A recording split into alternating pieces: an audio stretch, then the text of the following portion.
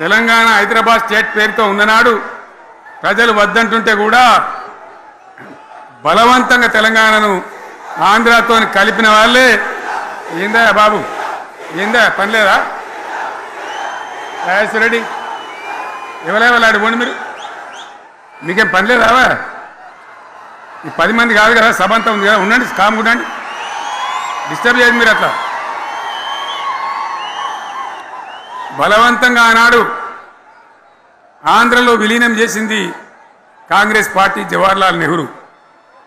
69లో ఉద్యమం వస్తే 400 మంది తెలంగాణ బిడ్డలను పిట్టల్లాగా కాల్చి చంపింది ఇందిరాగాంధీ ప్రభుత్వం, ఆనాడు ఉన్నటువంటి కాంగ్రెస్ పరిపాలన.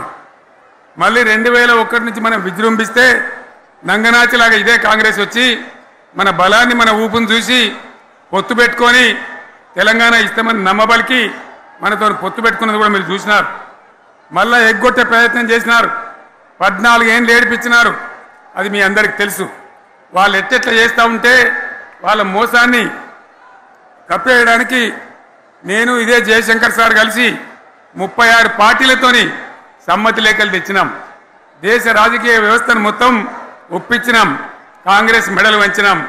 అప్పటికి కూడా ముందుకు రాకపోతే కేంద్ర మంత్రి పదవుల్లో ఉన్నటువంటి మేమందరం, ఇక్కడ రాష్ట్రంలో మంత్రులుగా ఉన్నటువంటి మిత్రులు అందరం కూడా రాజీనామాలు వాళ్ళ ముఖాన కొట్టి బయటకు వచ్చి మళ్ళా ఉద్యమ జెండాలు పట్టుకున్నాం.